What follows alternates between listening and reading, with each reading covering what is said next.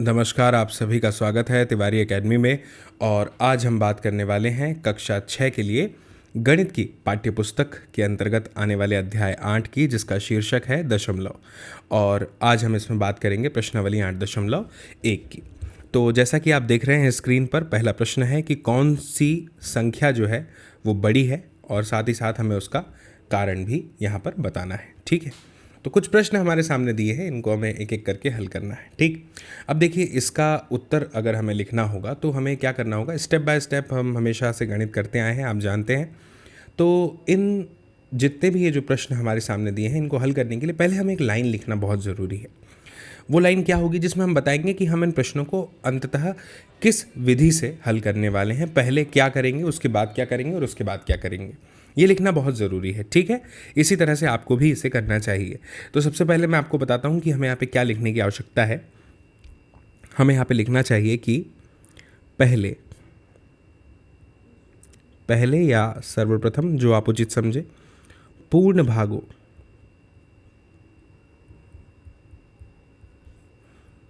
की तुलना। पहले हमें यही तो करना होगा, जो पूर्ण भाग है उनकी तुलना करनी होगी। इसलिए मैं लिख रहा हूँ कि पहले पूर्ण भागों की तुलना करके, फिर आप तो जानते ही हैं कि ये दशमलव है अध्याय का नाम, तो इसमें हमें दशांश वगैरह पढ़ने की आवश्यकता पड़ती है। तो दशांश और आवश्यकता पढ़ने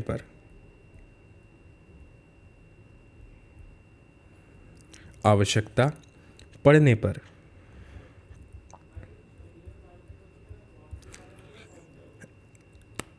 शतांश की तुलना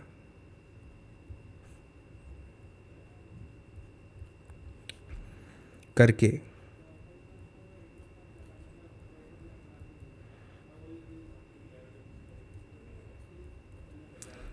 संख्याओं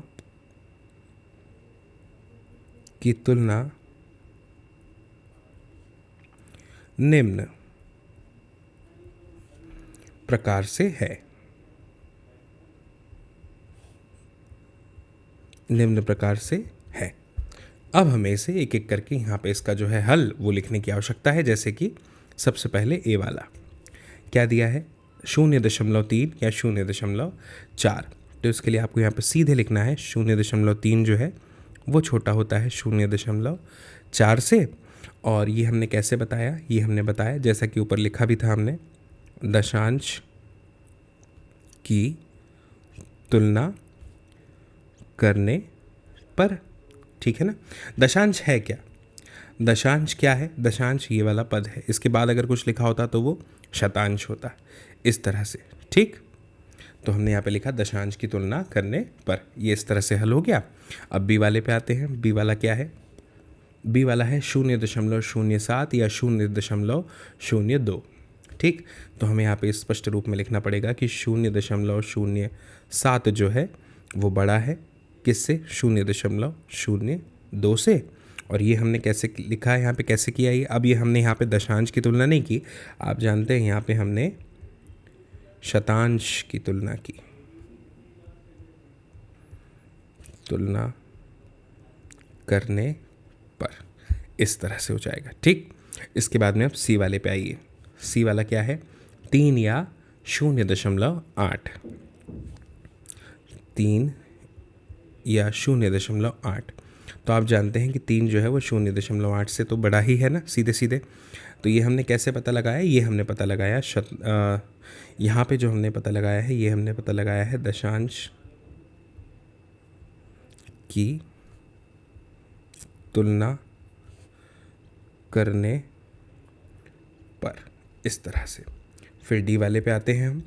डी वाला क्या है, 0.5 या 0.05। तो अब हम इसे इस तरह से लिख सकते हैं कि 0.50 और ये बड़ा है 0.05 से। और ये हम कैसे लिख रहे हैं, यहाँ पे भी हमने ये जो है ये दशांश की तुलना करने पर, इस तरह से हमने ये बता दिया। अब ई वाले पे आते हैं। ई वाला क्या है, 1.23 या 1.2, 23 या 1.2 है ना। तो आप जानते हैं कि 1.23 बड़ा होगा, क्योंकि 1.2 का मतलब होता है 1.20, है ना। तो 23 तो बड़ा ही है 20 से, हालांकि ये दशमलव के बाद है तो इसे 2-3 ही पढ़ेंगे। तो यहाँ पे आप ये लिखेंगे कि यहाँ पे हमने जो तुलना की है वो दरअसल शतांश की है, क्योंकि हमने 3 की तुलना की है शून्य के साथ में, 2 और 1 तो जैसे कि वैसे ही हैं, है ना। तो आपको यहाँ पे लिखना है शतांश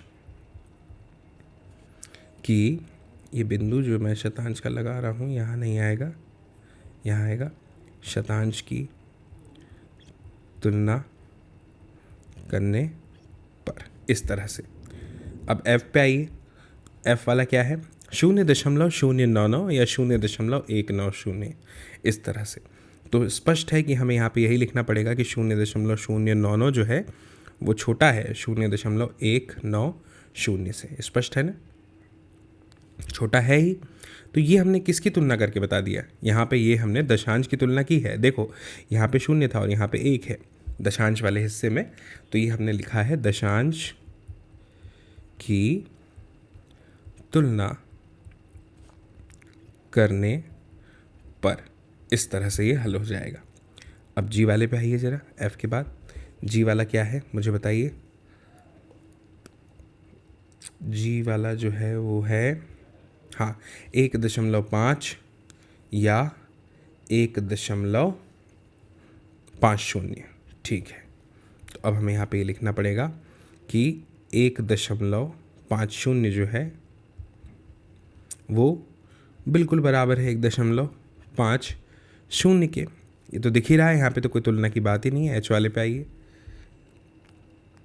1.431 है ना, 1.431 या 1.490 लिखा है, तो ये तो छोटा हो जाएगा 1.490 से।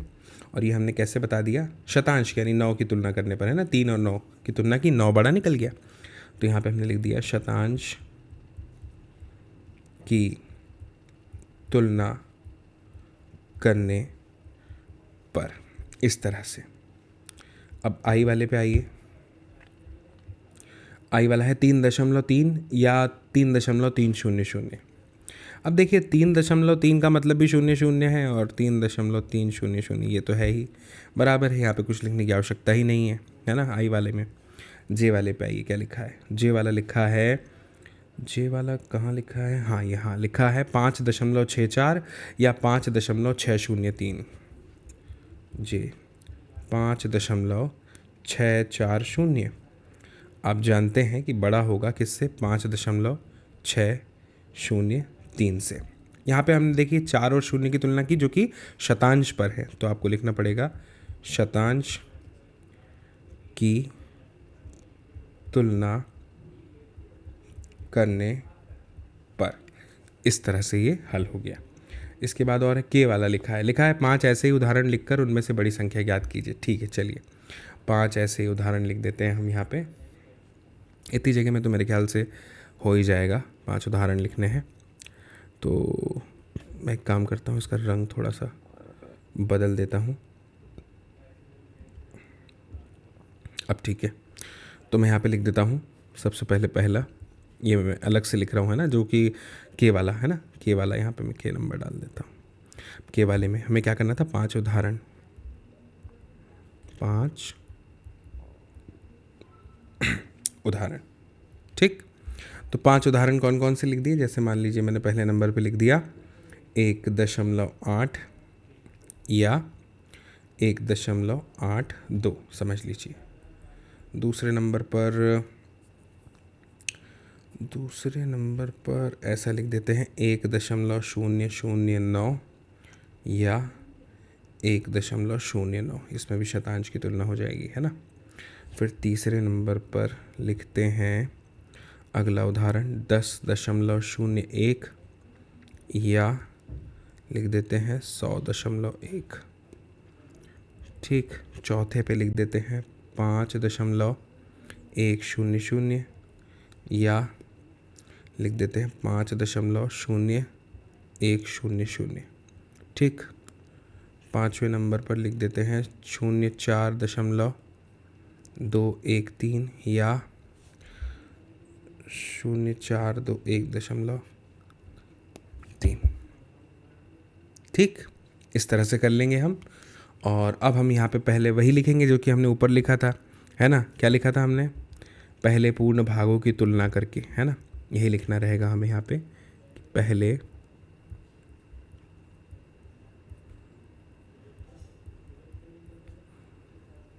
भागों की तुलना करके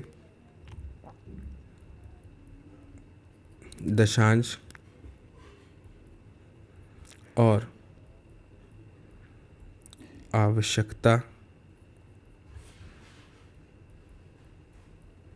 पड़ने पर शतांश की तुलना करके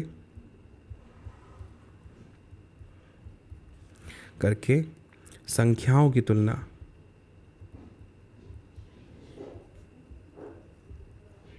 देखिए, लिखना बहुत ज़रूरी है ना। लिखना बहुत ज़रूरी है। गणित जो है ना वो एकदम विधिवत होना चाहिए, प्रकार से है। ठीक, अब सीधे सीधे हल कर देंगे हम, जो हमने 5 उदाहरण लिखे। जैसे कि पहला क्या लिखा है? 1.80 या 1.82। तो हमें पता है कि 1.80 जो है वो छोटा है 1.82 से। ठीक है, और ये हमने कैसे बताया? शतांश की तुलना करने पर। ठीक, दूसरा वाला क्या लिखा है? 1.009, है ना, इस तरह से। तो हमें यहाँ पर यही लिखना पड़ेगा कि 1.09 जो है वो बड़ा है 1.0009 से।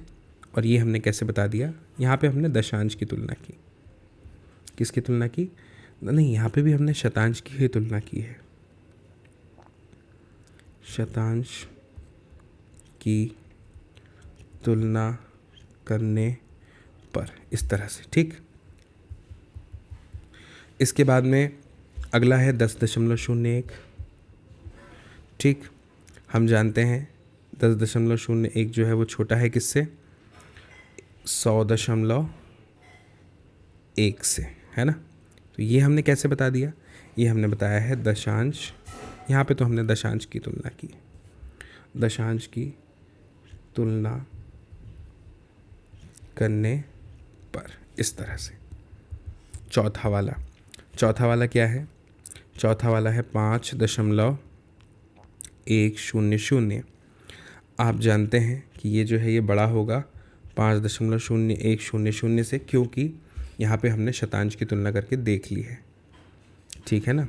किसकी तुलना करके देख ली हमने? यहाँ पे शतांश की, नहीं दशांश की है। एक तो यही है ना, सीधे दशांश की तुलना करने पर। ठीक, इसके बाद में पांचवा वाला क्या लिखा है? 0.4213। तो ये जो है छोटा हो जाएगा किससे? 0.421.3 से। और यहाँ पे आप लिख दीजिएगा एक लाइन की पूर्ण संख्या